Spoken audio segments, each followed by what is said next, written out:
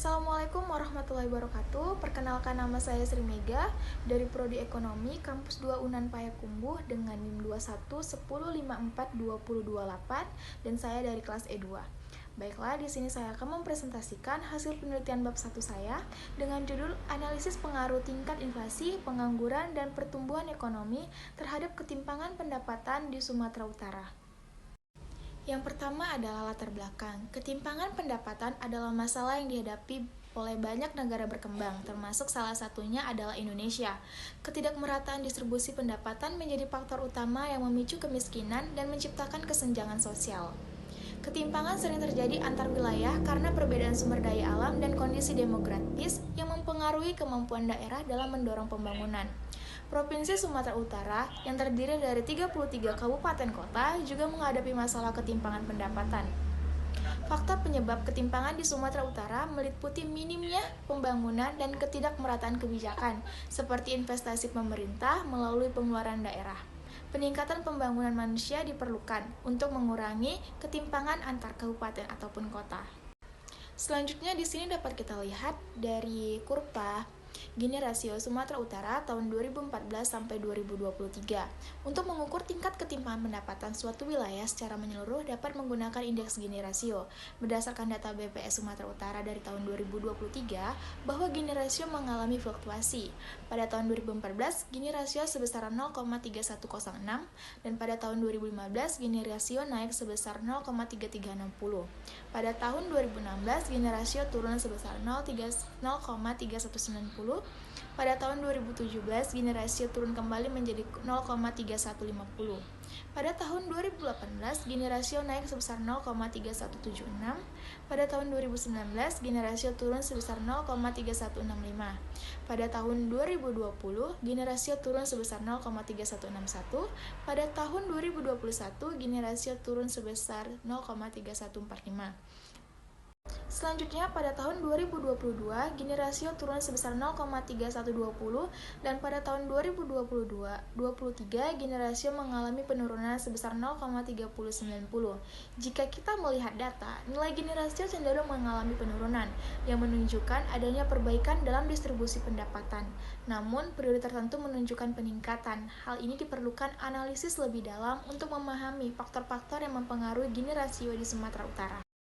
Selanjutnya adalah inflasi. Inflasi yang tinggi, terutama pada kebutuhan pokok, memberikan dampak yang lebih besar pada kelompok berpendapatan rendah, yang sebagian besar pendapatannya digunakan untuk kebutuhan dasar.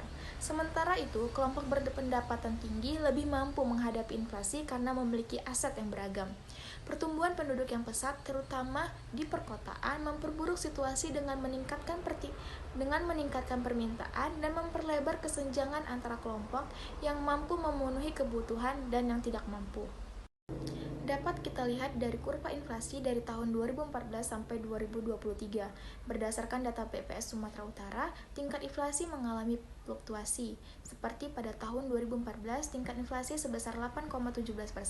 Pada tahun 2015, inflasi menurun drastis sebesar 3,24%. Pada tahun 2016, inflasi naik sebesar 6,34%. Pada tahun 2017, inflasi turun kembali sebesar 3,2%. Pada tahun 2018, inflasi turun sebesar 1,23%. Pada tahun 2019, inflasi naik sebesar 2,33%. Pada tahun 2020, inflasi turun sebesar 1,96%. Dan pada tahun 2021, inflasi turun lagi sebesar 1,71%. Pada tahun 2022, inflasi mengalami peningkatan drastis sebesar 6,12%. Dan pada tahun 2023, inflasi turun kembali sebesar 2,25%. Di sisi lain, tingginya tingkat pengangguran, terutama di kalangan pemuda, memperburuk ketimpangan dengan mengurangi daya beli, menghambat mobilitas sosial, dan memperbesar kesenjangan kesempatan. Pertumbuhan penduduk yang tidak terkendali juga memperparah masalah pengangguran, terutama di generasi muda, sehingga memperlebar kesenjangan antara mereka yang memiliki pekerjaan tetap dan yang menganggur ataupun bekerja di sektor informal. Seperti yang dapat kita lihat dari kurva tingkat pengangguran di Sumatera Utara pada tahun 2014 sampai 2023.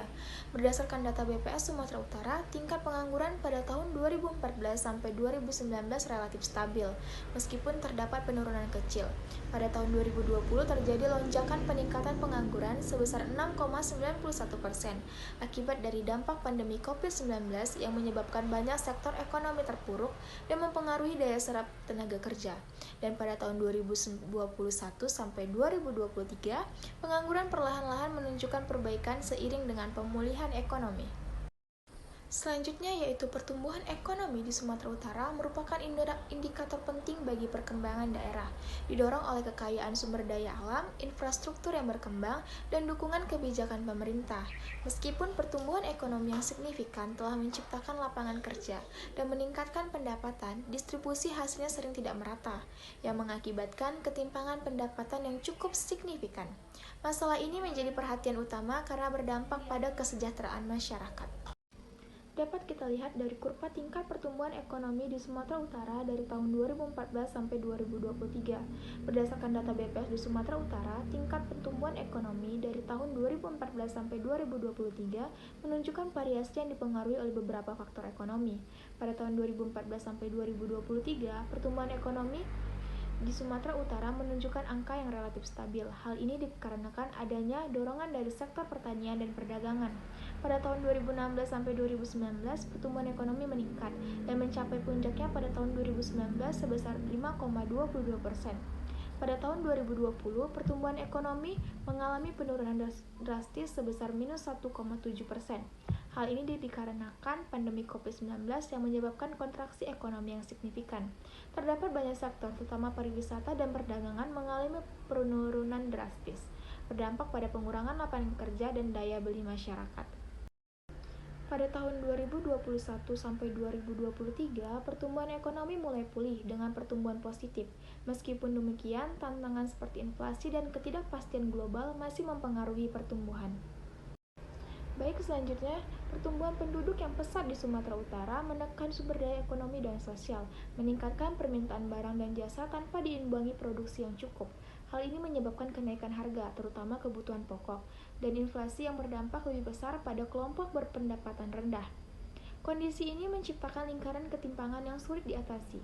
Makanya, penelitian ini bertujuan menganalisis pengaruh inflasi, pengangguran, dan pertumbuhan ekonomi terhadap ketimpangan pendapatan di Sumatera Utara. Baiklah, mungkin cukup sekian hasil dari presentasi penelitian bab 1 saya. Saya mohon maaf apabila ada kesalahan dalam pengucapan dan penulisan. Saya akhiri dengan wabillahi taufiq wal hidayah. Wassalamualaikum warahmatullahi wabarakatuh.